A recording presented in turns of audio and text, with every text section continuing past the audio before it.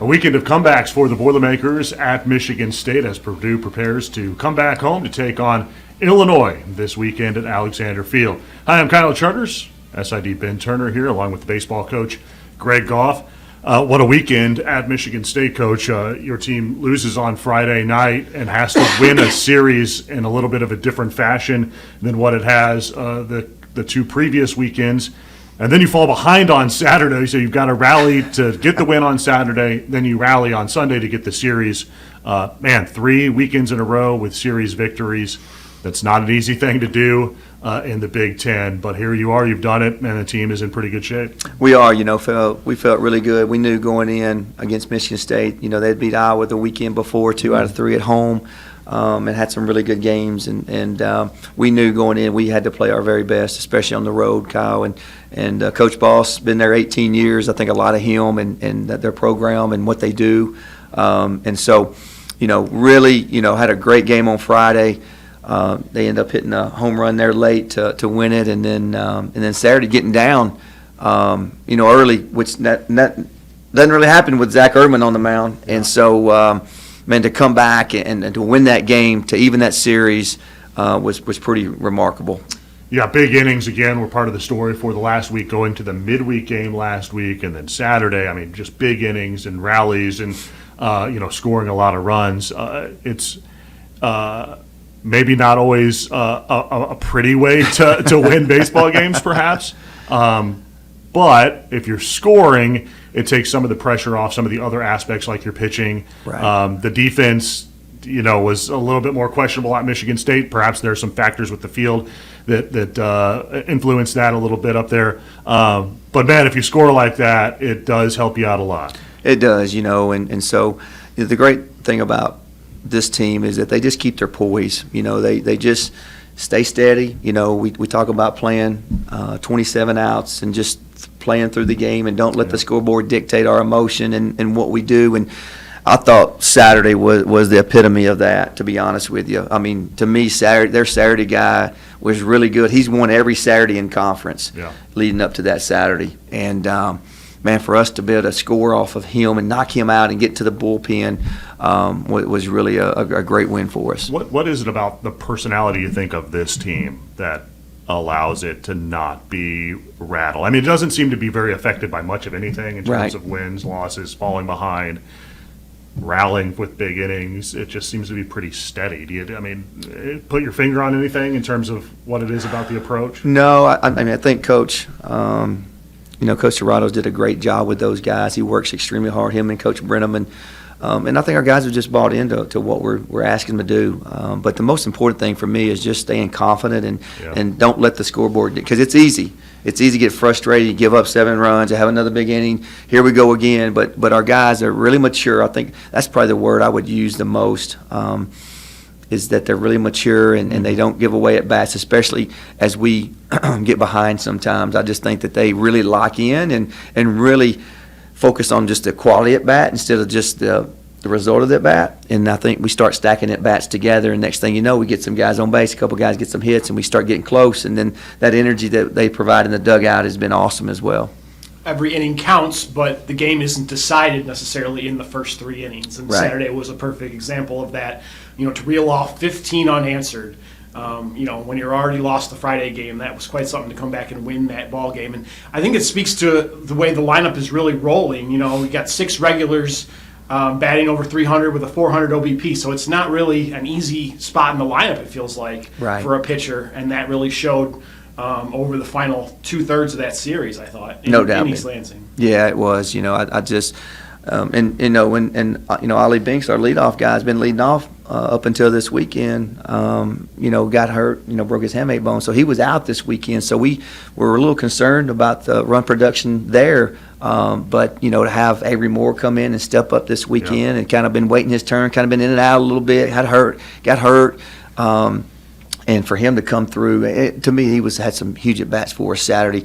Right after CJ in that 7th spot that really kind of dictated that lineup. And whenever you can spread those those hitters out 1 through 9, and you're not just going one every 3 innings or one every 4 innings. Man, it gives you an opportunity to put multiple runs up. And 4 grand slams in a week. Wow, That's crazy.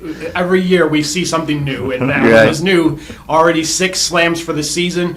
And the best way I can describe a grand slam is it's a dagger to a team. I mean, you guys applied it in a big way 4 times to go 4-1. Yeah. And Avery Moore was one of the guys that had a slam, in a big spot. C.J. Richmond hit 2 long home runs to center field. Yeah. Brandon Rogers, what a week for him, 13 Unbelievable. RBIs. Yeah. So again, that speaks to the production 1 through 9. But those slams, I mean, that has to feel pretty amazing in the coach's box over there to, hey man, we really took it to him right. Right, no doubt. I mean, it's fun shaking 4 hands at one time. That's pretty fun, I never get tired of that, Ben. So, again, that's what I thought we did a really good job of. Sometimes when you got guys in scoring position, you got bases loaded, everybody wants to hit home runs and try to hit home runs. They end up striking out or popping up.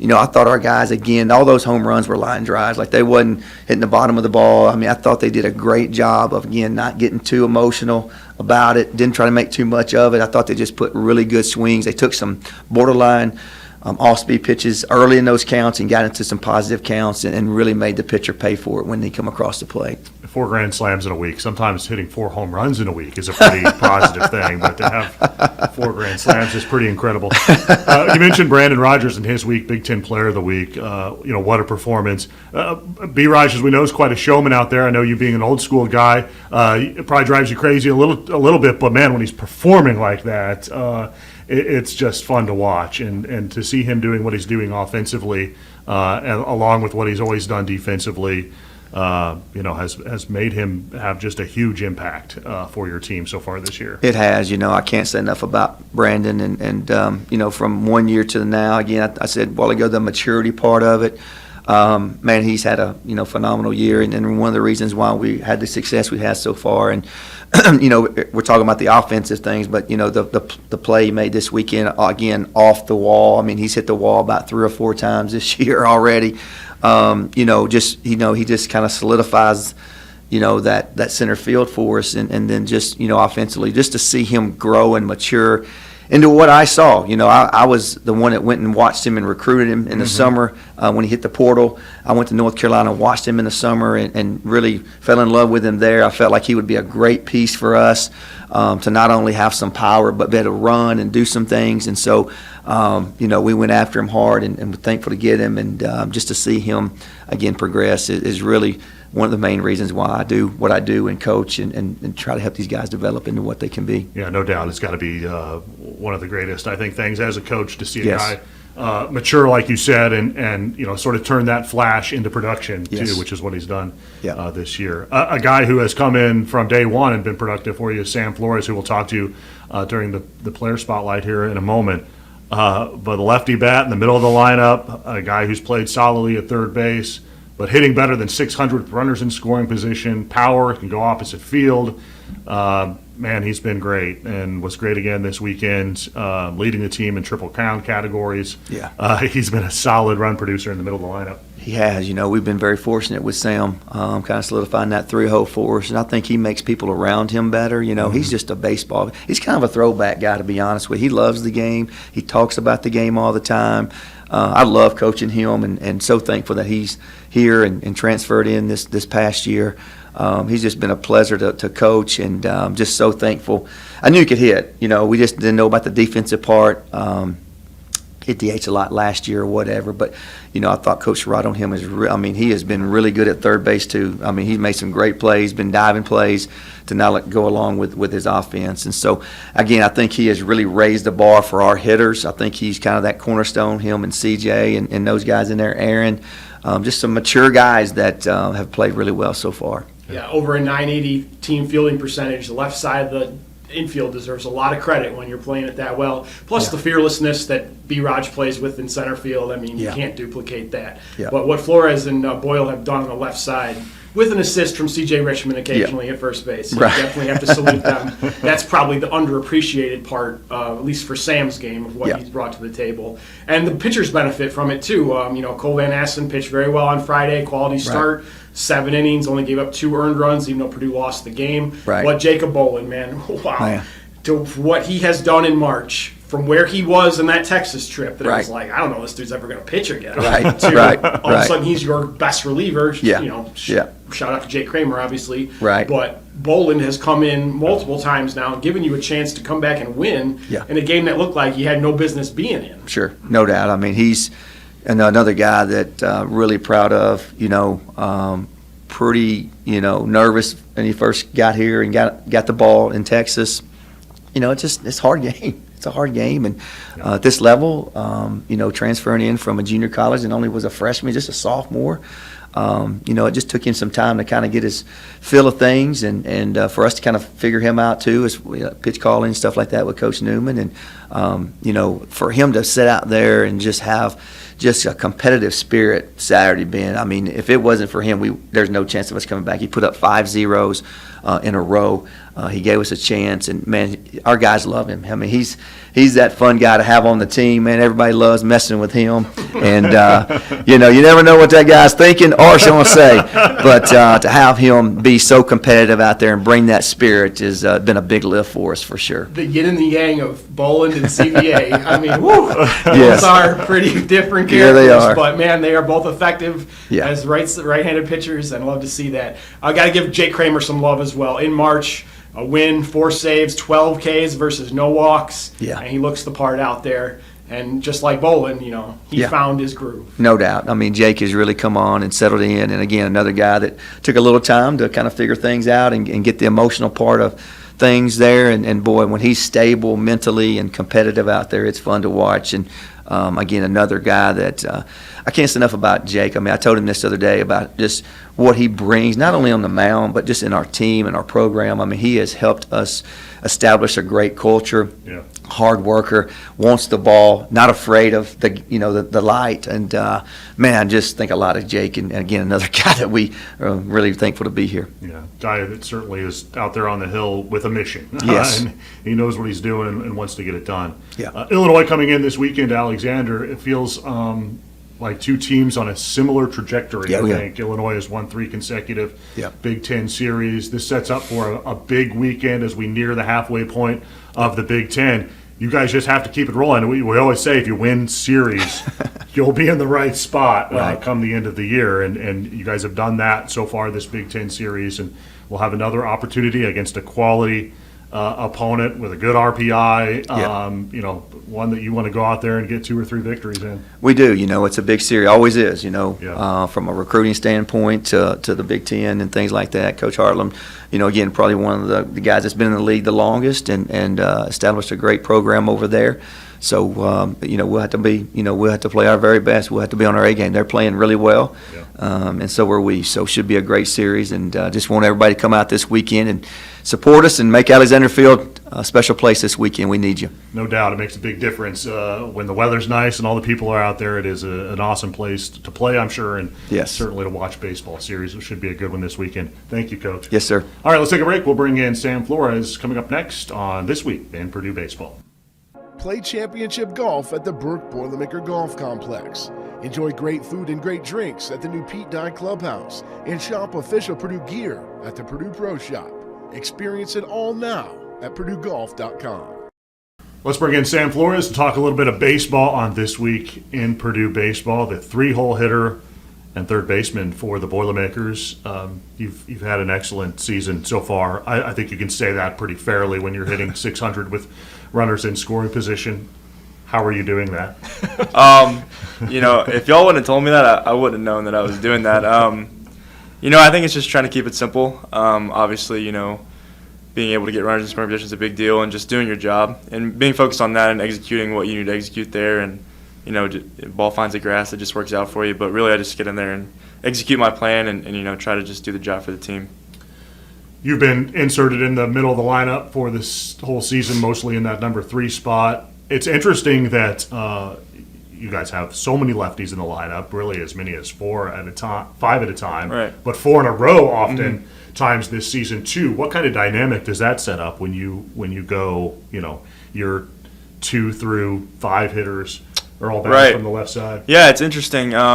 I think, you get a lot of lefties up in a row, especially, guys like me and Aaron and CJ. We kind of have similar archetypes, I guess. And, I think it helps out a little bit with, okay, they face me and they face Aaron, and CJ's had a look of them facing two left-handed bats and saying, okay, how are they attacking these guys? What's their plan on the mound, and, how can we attack that? Yeah. Does it matter who hits in front of you or behind you? Because that has rotated a little bit. The 2-hole has seen, Manius, Drake, a long list really, clean up a little bit more stable with CJ doing a lot of it, but Manius has moved in there as of late. Do you care? No, I don't. I really don't. Whoever's in the 2-hole, it's been Dylan, it's been Eli, it's been Aaron. Like, they've done a really good job of getting on base and having great at-bats. And, the guys behind me have swung it well. And, I think we're just really clicking as an offense right now. What do you like best about hitting at Alexander now that we're about a month into the home season? It is nice when that breeze gets blown out a little bit. It's nice. I love the batter's eye. It's just great. I love hitting there.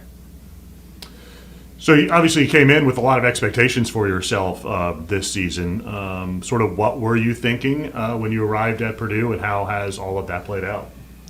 I really didn't know what to expect, honestly. I just, I knew it was my last year coming in here, and I wanted to give it the best shot I could. I needed a new opportunity to really present myself, and I just wanted to, play well and play for a team that, is tight-knit and just hopefully, just try to win. That's all we're trying to do. What's it been like to be the everyday third baseman? Because I think you probably DH'd at times during your past as well and things, but now sort of settling into that spot and, playing a good third base to really solidify the left side of the infield.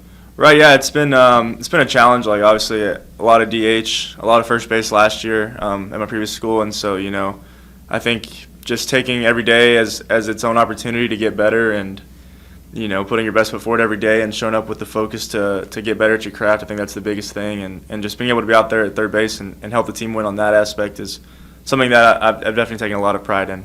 We know you played a lot of third base in junior college, and we assume high school as well. When you came here in the fall, did you say, I want to be the third baseman? That's my position. Yeah, I think that was a big deal when I was in the transfer portal recruiting process with, talking to Coach Serrato, and it was like, hey, we have two, with Jimmy and CJ, we have two big left-handed first basemen. Like, we don't have any idea of putting you at first base. Like, we want you to come in here and win a position in the infield. And so that was a big deal with me, just having that confidence of someone knowing that they believed in me and being able to do that. So, just coming in here and having the confidence that they are going to believe in me to do that, I think it was a big deal for me. We know you're from Texas originally, but there's a little bit of a Kansas connection happening on the left side of the infield for Purdue this year based on that you transferred from Kansas State, Weston Boyle's from the Kansas City area. When the team has a .980 fielding percentage, the left side of the infield deserves a lot of credit for that. Right. He's a freshman, you're a senior, so, vastly different ages, but you guys have meshed pretty well together. What's that been like? Right, definitely.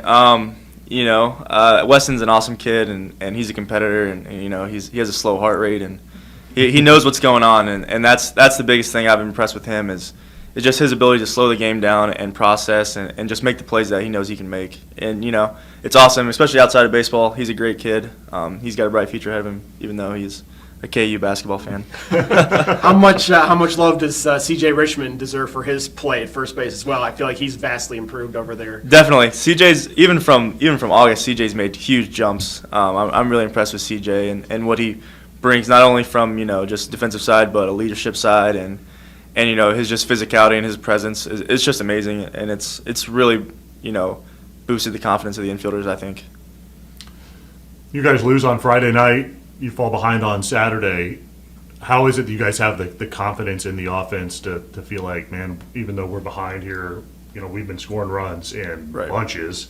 Like, the numbers are pretty crazy for the month of March, but we've been scoring a lot of runs, and you guys have to have the confidence that you can get back into games. Right. I think we went down early, but at the same time, we also had, 7 innings of offense left to be played. And, with our offense, I told Aaron the other day, I was like, I think we were down 7 or 8 against Penn State. And I said, we're one swing away from being one swing away, and it was kind of a joke, but, you get runners on, you work at bats, someone splits a gap and you're right back in it. And, that's the confidence that we play with because, 1 through 9, we can split a gap. So in 1 through 9, we can have a 3 RBI swing. So it's awesome to have that in your lineup and know that you can do that, and that confidence just lets you roll. Well, over the last week here, you're averaging about a grand slam a game. Yeah. That's That's quite an average. I don't know if it's sustainable. It probably isn't, but quite the feat Right. to be able to do that. I would imagine there's not been very many teams you've been a part of that have had that kind of run of grand. I mean, there's some factors that are involved in hitting grand slams. Obviously, you got to get people on base, but then to be able to execute too. I mean, it's been a pretty remarkable run. Right, yeah. I mean, it's crazy. I don't think I've ever seen it before. But, just having a good plan as a team and as a whole, just loading the bases. And then, like I said earlier, one swing, ball finds a gap. That's what we're trying to do. We're just trying to, move the line. And, you get a ball up in the air, you backspin a ball, got a grand slam. I should have looked it up myself, but of the 4 slams, how many of those were you on base for? I was on base for CJ's and B. Rogers. Which one? And Avery's. I think the only one I wasn't on base for was B. Rogers against UIC. Okay, so Yeah. 3 of the 4. That speaks to how well you've been hitting as well. You got 6 regulars in the lineup batting over 300 with a 400 OBP. But I guess I wanted to get more into the runners in scoring position success. Does it a case like trying to keep the pressure on the pitcher in those at bats for you, like knowing that, hey, he's the one under the magnifying glass right now. Right. Obviously I want to drive in runs, but the more I can keep the pressure on him and just have a good at bat, and things kind of go from there, kind of good things happen from there. Right, definitely, yeah. I mean, just kind of knowing what the pitcher is trying to do there, just knowing the situation, how you're going to get pitched in that moment. I think that's a big aspect of it. And like you said, just putting the pressure on the pitcher and attacking him and throwing the punch and just seeing what happens. I think that's the best way to say it. As a native of Lufkin, Texas, which is about 150 miles northeast of Houston, what was it like to play the first 7 games in your home state this year? When you saw the schedule for the first time and saw that, you were probably like, okay. Yeah, that was awesome. I mean, it was Sugar Land's about 2 hours from my parents' house, and my cousins and my brother, they all live in Houston, so just being able to see them and them being at every game and going out to eat with them is awesome. And then they made the trip to Austin as well, so it was awesome. Had you played in either of those AAA ballparks before? So I've played at Sugar Land, Constellation Field before, in my senior year of high school, and then Round Rock that's where you play a state championship game, and we never made it there, but we were close. Fair enough. All right, always like to give you a chance to shout out some teammates. Maybe somebody we haven't mentioned yet on the show who's been playing well or maybe flying below the radar and deserves some love. I think Dylan Drake, he's been battling a lot of stuff. He battled through a lot of stuff in the fall, a lot of injuries. He's been banged up, and he's just, every day he shows up the same guy, and he's just the same guy every day, and he's awesome. He's played really well. Who's a tough matchup for you among the pitching from either the fall or preseason scrimmages? I don't like to give him credit, but Jake Kramer. I'll boost his ego a little bit. He's a tough at bat. Yeah, he's been a tough at bat for a lot of guys here in March, so good to see him playing well. All right, we try to learn more about you in the personal preferences segment, Sam. I always like to say there are no wrong answers, but we do have you pick a number between 1 and 24 this week. 12. 12. One band or musical artist in your favorite playlist? Turnpike Troubadours. Fair enough. Did you like Country Night at Alexander? I did. That was a good one. Yeah. You're on board. You voted for the fair. Yes, vote on very fair. Fair foul Country Night.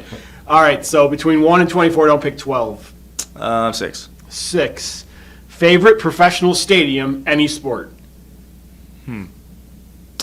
Honestly, T-Mobile Stadium, the Mariner Stadium. Really? Yeah. Okay. As an Astros fan, you picked the Mariners, Yeah. the division rival. Yeah, my girlfrist from Seattle, Okay. and I've been there before, and it's just like it's right on the water. It's beautiful. Yeah. Nice. That's why we ask these questions, because you get unique answers sometimes. All right, last one between 1 and 24. Don't pick 6. Don't pick 12. 24. 24. Your current or last pet of note. We're looking for like the type of animal, the breed of the dog, the name, etc. Wow.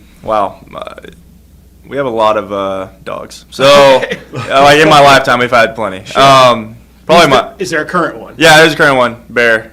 He's Bear? a big, Anatolian Shepherd, Great Pyrenees breed. Yeah. Yes. Big old guard dog. Okay, so he probably needs his own little doghouse. Well, not little, but Yeah. doghouse or room or. Yeah, he roams the property. Okay, well, we don't want to walk out of the Lufkin household and meet him anytime soon. But a good name. As a Chicago Bears fan, you named him well. There you go. Yeah. There you go.